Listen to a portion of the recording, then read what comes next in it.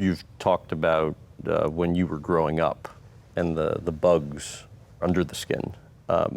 Your perspective as to the impact that had was what?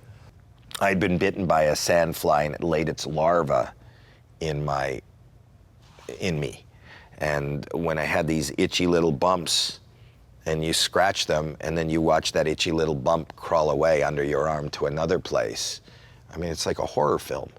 You are the horror film.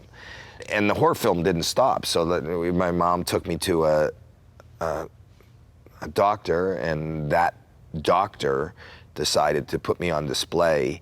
There was a dermatology convention in Toronto, because we didn't know what the answer was, and they hadn't seen this in humans. I think cattle get it.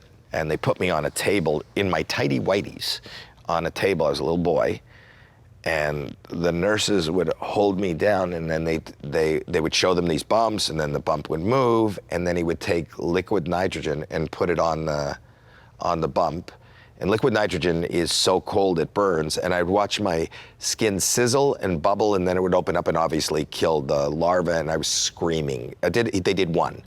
And then my mom, who didn't know what they were gonna do, took me, unstrapped me from the table, and said, you're animals, don't do this, and carried me out. And I went home. And then every night, we would pick one, and then she would take a rough washcloth and alcohol and just rub it and rub it and rub it. First it felt good, but keep rubbing it until the skin broke and it would bleed and it opened until she got them all.